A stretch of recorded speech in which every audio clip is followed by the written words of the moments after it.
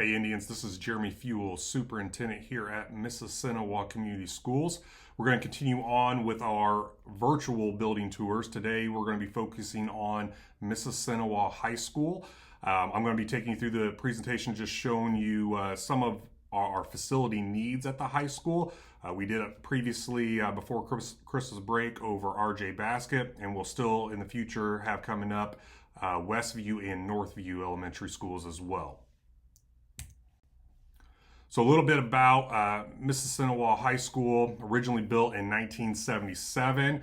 We've had some major renovations in 2005, 2007, and 2015. And recently, actually going on currently, we have some HVAC work going on there with the chiller above the gym. So currently there's around 800 students, 60 educators. There's about 200,000 square feet of building space at the high school. We've done a very thorough facility study of all of our buildings, including the high school, to really break down and show what's going to be cost beneficial for our community and for our taxpayers. Just a reminder that we do have coming up on January 9th an in-person tour of the high school from 6 to 7 p.m. That's Thursday, January 9th from 6 to 7 p.m. at the high school. Myself and Rachel will be there to give a quick tour. We're not going to see the entire building, but we're going to show you some of the more pertinent areas throughout the building.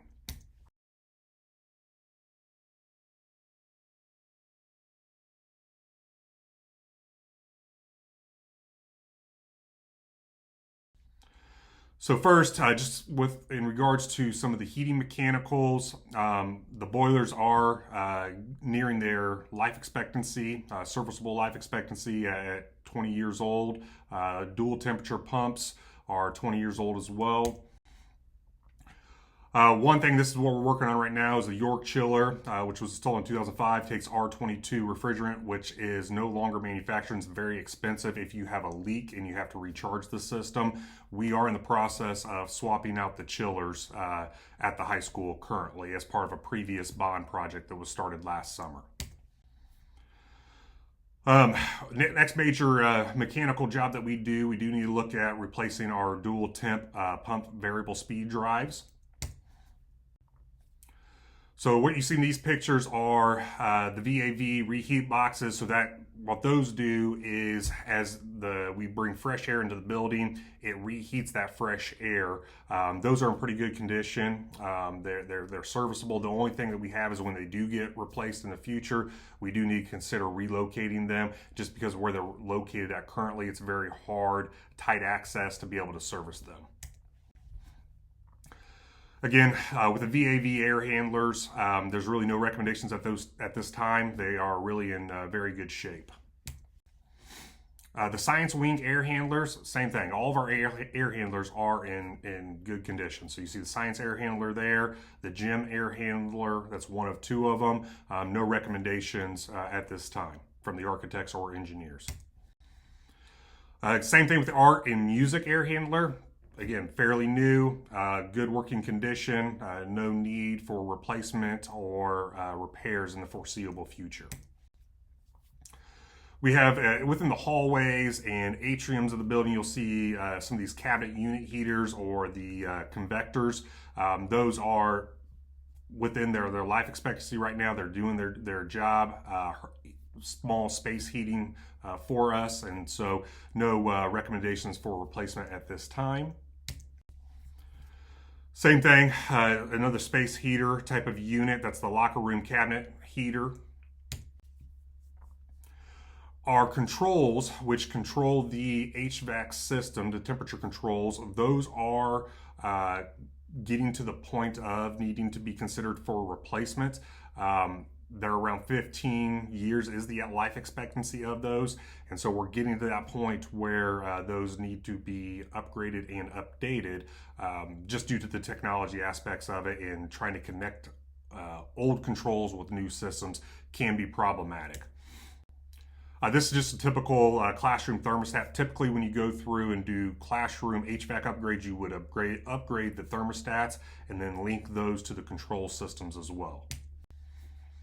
Electrical for the high school. So fairly new electrical upgrades at the high school. There's really no need for any sort of improvements to that system at this time, which is really good news because electrical equipment can be very, very expensive. The main gym at the high school does have updated LED lighting, so there's no recommendations for that space. But the rest of the space does primarily have the old T8 fluorescent lighting, so it is recommended as we look at renovations to change those lights in the classrooms to LEDs just to reduce on electrical bills. The parking lot lighting at the high school is LED, so again, that's a good upgrade for us there. There's no recommendation at this time for the parking lot lighting. As far as the domestic water goes, we do have central plant gas water heaters.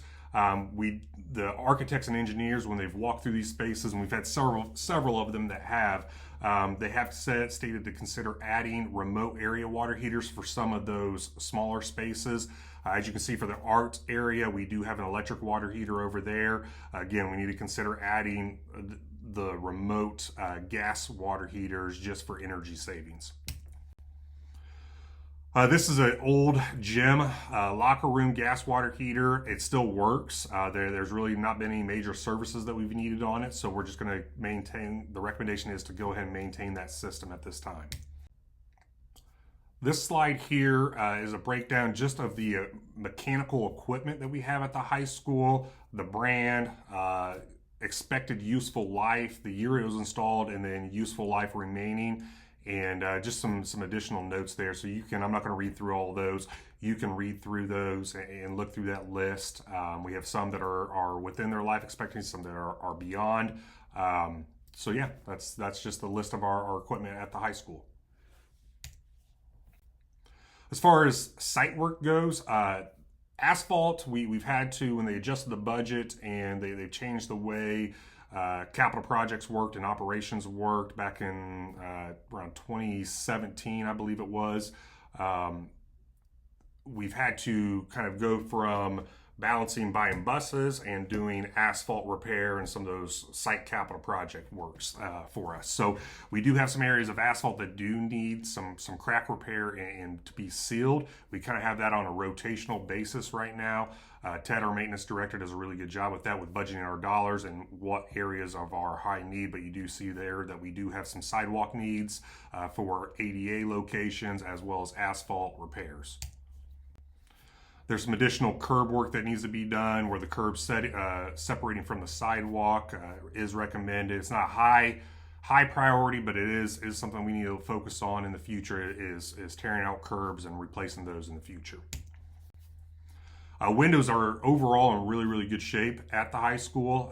They're all dual pane windows. At this point in time, they're doing their job, and there's really no major needs with window replacements.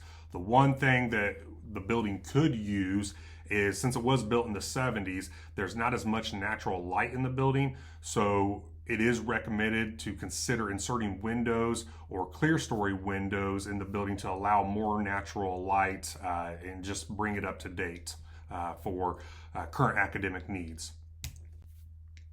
So existing doors, you'll see here, these are exterior doors entering the building. I'm not exactly sure which set of doors these are from the outside, but you'll notice there that we have panels that have been inserted into the glass, and that metal that's inside the glass contains wires. That's a safety issue. Those doors really should be considered for replacement in the future, and replace the section of glass and doors as well. So through the high school, we have a lot of space. I mean, you saw 200,000 square feet there for about 800 students, 60 staff members, but we do have a lot of unused space or underutilized space. So students don't really use lockers anymore. With technology upgrades and less textbooks, lockers are somewhat of a thing of the past in most school districts. So it is recommended that we can remove banks of lockers, which we've already done previously around the cafeteria to be able to expand our cafeteria seating. But it is recommended to remove those banks of lockers to allow for some additional space for robotics, Project Lead the Way, other types of academic programs. You'll see this is the band room on the right of the screen. It can get noisy in there, obviously being banned, but there are some things that we can do in there to help with the acoustics of the room, such as adding acoustical wall panels. A big area of focus and really a high need when you talk to our high school staff are, you see these walls and you see the lines about every 4 feet. It's because these are movable partition walls. They're not permanent walls. So when the high school was built, it was built so that you could reconfigure classrooms and everything. Well, as it was upgraded with HVAC equipment, that's not the case. You don't reconfigure classrooms anymore. It's just not something that we do. That is a fairly major project to undertake.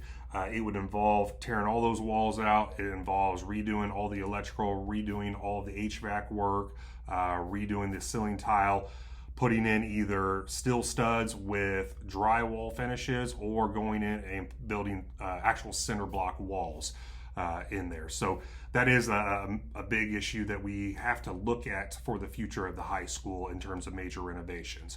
The main corridors are terrazzo, which is a really good product for high schools. The terrazzo is in really good shape. You're able every year to strip it down and refinish it. It just has a great look, and it's very, very durable. So this is one of the side corridors. The floor covering that's installed there is not real convenient for replacement or repair. So it is recommended to go to more of a tiled system, where that's carpet tile or a vinyl tile, where you can, if there's a damaged piece, you just pop up that section and replace it. So that's something that we are looking at for consideration with future projects. Classrooms. So you can see the classroom's very dated. You have the old, again, those old partition walls, kind of a beige, yellowy color. We have chalkboards and not whiteboards in there. Just a dated space for a 2025 classroom that really hasn't been touched since the 1977 or so. So considering looking at replacing chalkboards with whiteboards, upgrading technology features in there, and then upgrading the old casework in those rooms as well.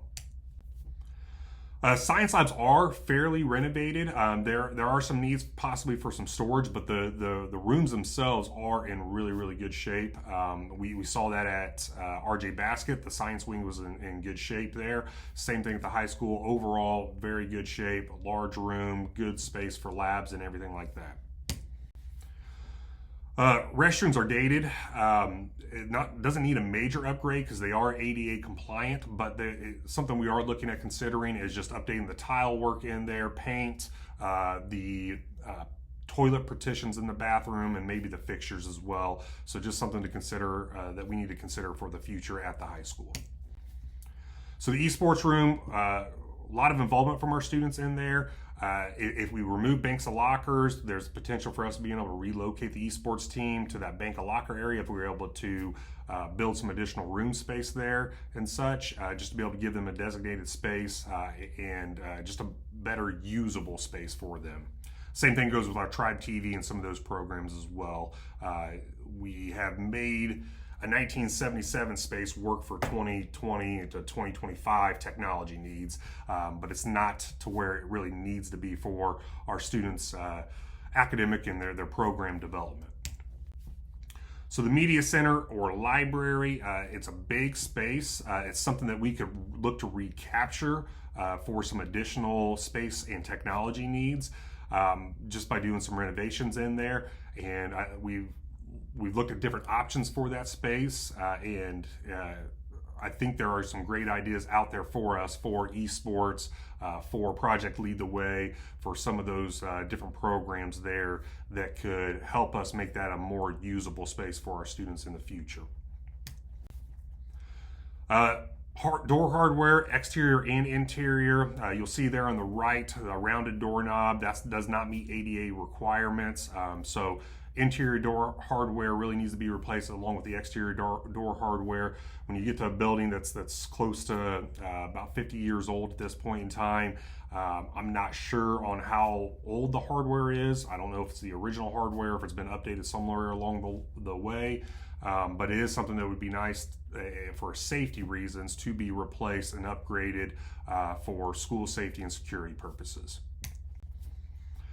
Around the cafeteria, it was really in good shape. Since we removed those bank of lockers, it added a bunch of space in there. You do see the cafeteria seating area is mostly sunken down.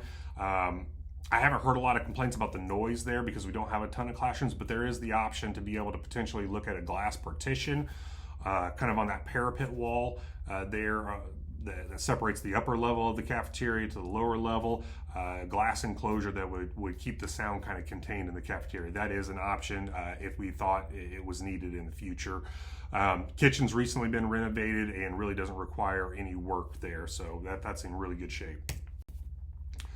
Bleachers, the old plastic or resin bleachers were installed. They're not that old, just a few years old, but they are susceptible to damage. Our maintenance and custodial team has done a great job of replacing those sections as come up, but the wood bleachers are more durable than the plastic resin bleachers, so we do have to look at that as a long-term feasibility options. What do we need to do with the main gym bleachers there to try to prevent the bleacher breaking and cracking that we've seen over the last few years.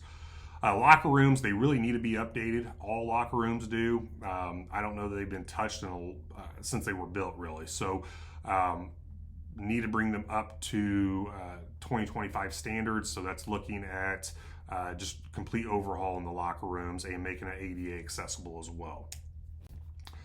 The welding station, they don't have proper ventilation currently. So something we're looking at within building projects is, okay, how do we get proper ventilation in these spaces?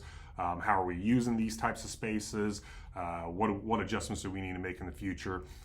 There on the right, the current fitness center, very, very small. We do have the fitness weight room out in the pole barn out by the football field, but kids, in order to use that, have to go outside, and that's not safe for our students. It's not very conducive because you cut down on class time. So something we are looking at considering is a fitness center that is attached to the physical high school, so the students don't have to travel outside in the elements to go to weight class. And in order for us to do that, we would need a bigger space. Current oxygen, newer space. There really isn't anything that needs to be done in there. It's a great secondary gym for our school. High school main entrance, going around the high school, there's really not a great labels or designations for entrance or exit points. So to create an awning that really spells out, hey, MHS front entrance or whatever the case may be, with an awning to be able to shed visitors from the elements or students coming in and out during the day would be beneficial, just to upgrading the building. For athletic fields at the high school, so the turf field's fairly new. Our team, again, here at the high school or within the corporation, has done a great job of maintaining the turf field. Our tennis courts need a lot of love at this point in time. They need a complete resurface down to the base. We need to add four to six courts there as well. Lights and bleachers, as well as a ticket/concession stand would be good there. Looking at the potential for turf on the baseball and softball fields and maybe realigning those as well so they could have a shared concession stand and press box for both of them. Looking at potential options of a visitor's concession stand and restroom for the football field as well. We have some upgrades that we're taking care of out of our cash balance to the press box area at the football field. We do have a new scoreboard going in at the football field as well as in the main gyms. There are LED video boards that are going in this spring and summer as part of a separate project. But that's the real needs there for the outdoor facilities. You see there the pole barn on the right. We do have some damage to metal panels just from snow, vehicles, whatever the case may be. Something to consider for us in the future is putting some bollards along the way, concrete steel bollards, to be able to prevent vehicles from hitting the metal panels and then get the metal panels replaced to keep that building up to standards for us. Overall, the track is in very good condition. The track itself, the turf's in good condition. The LED video board is antiquated at this point in time. I know it was put in when the turf went in.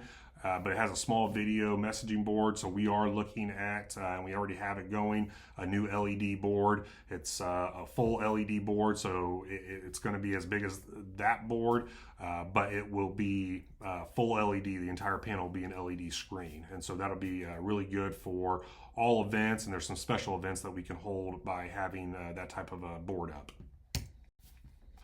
Overall, the bleachers on both the home and visitor side are in good condition. We do have a savings plan to be able to replace the football turf when that time comes. And so Jill, our CFO, has done a great job of budgeting dollars each year to bank some money aside to be able to replace that turf when that time comes within the next 5 years. Football lights, we are considering looking at LED options, again, for that energy savings at the football field. It's not a high priority, but it is something for us to look at and consider for the future.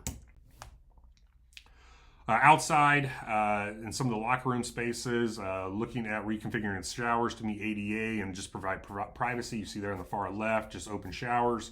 Renovating existing facility to just reconfigure restrooms, drinking fountains, concession stand just to meet ADA requirements, and then replace lockers with updated features for our athletic teams. Looking at renovating exterior spectator restrooms, just doing some minor cosmetic upgrades, and then you see there the far right picture of the tennis courts. We have some fairly large cracks on our tennis courts, and that's definitely a high priority for us at this time in terms of outdoor athletic facility needs that we need to work on. Okay, so that is the really the nuts and bolts of this presentation I wanted to go through with you guys in regards to the high school facility needs that we have. We're going to continue these on with Westview and Northview. Just a reminder that January 9th, this Thursday, 6 to 7 p.m., please come to the high school. If you want to take a quick tour, we want to show you everything. 200 square feet is a lot of square feet to cover. So we'll take you to some select areas and just hit on some high points of the facility. So, hey, if you have any questions at all, there's my email, there's my cell phone. Feel free to call, text, or email me. And hey, we hope to see you guys on Thursday if you're able to make it out. And go Indians.